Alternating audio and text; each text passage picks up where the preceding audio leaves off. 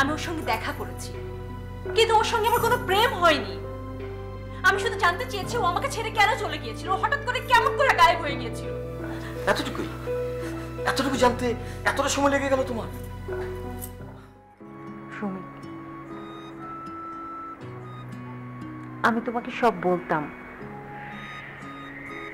বিশ্বাস করো বিষয়টাতে আমি এত বেশি শক ছিলাম নিজে, আমার একটু সময়ের প্রয়োজন ছিল।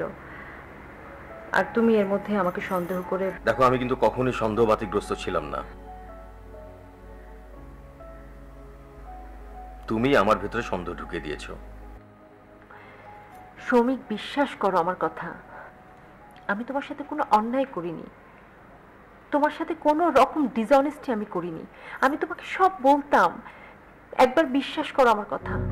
বারবার তোমাকে আমি জিজ্ঞেস করেছি, বারবার তুমি আমার সঙ্গে মিথ্যে কথা বলেছো। এই যে তুমি আমার সঙ্গে এত মিথ্যে কথা বলেছো, এটা কি ডিসঅনেস্টি না?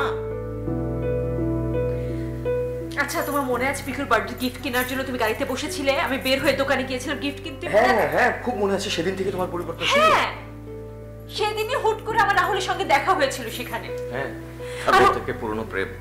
না, কোনো প্রেম না। ওকে দেখে আমি খুব শকড হয়েছিলাম, অনেক শকড হয়েছিলাম এতদিন পর ওকে দেখে। তোমরা গোপনে দেখা করেছো, ফোনে ঘন্টার পর ঘন্টা কথা বলেছো। আমি যখন জিজ্ঞেস করছি তখন বলছো প্রেম না, সম্পর্ক না। মিথ্যে, আবার মিথ্যে, আবার মিথ্যে।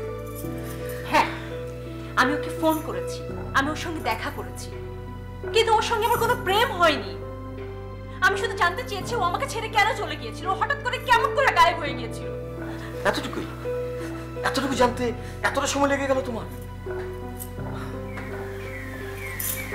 আচ্ছা সমীর, আমি তোমাকে রাহুলের কথা বলিনি? আমি তো তোমাকে সব বলেছি। ওর সঙ্গে এত বছর পর যদি দেখা হয় তাহলে ওর সাথে কি আমার কোনো কথা থাকতে পারে না? এটাই কি স্বাভাবিক না? হ্যাঁ হ্যাঁ হ্যাঁ, এটি স্বাভাবিক। কিন্তু আসলে স্বাভাবিকটা কি হওয়া উচিত ছিল জানো? উচিত ছিল রাহুলের সঙ্গে তোমার যখন দেখা হয়েছে তাকে ধরে আমার কাছে নিয়ে আসা, আমার সঙ্গে তার ইন্ট্রোডিউস করে দেয়া। আমি প্রয়োজনে ওকে নিয়ে কোন রেস্টুরেন্টে বসে ডিনার করতাম, ও আমাদের একটা ভালো ফ্যামিলি ফ্রেন্ড হতে পারতো। কিন্তু আমার মনে সন্দেহটা কখন ঢুকেছে জানো? যখন তুমি এগুলো করনি, তুমি আড়ালে তার সঙ্গে কথা বলেছো, আড়ালে তার সঙ্গে দেখা করেছো। আমি যতবার জিজ্ঞেস করেছি তুমি আমার সঙ্গে মিথ্যে বলেছো, তখনই আমার মনে হচ্ছে এখানে কোনো একটা কিছু আছে নিশ্চয়ই। প্লিজ প্লিজ সমীক, আমাকে একবার বিশ্বাস করো। আমি তো আমি আমি আমি রিয়েলি আমি তোমার সাথে আমার বিশ্বাস ভেঙে গেছে। তুমি আমার বিশ্বাস ভেঙে দিয়েছো।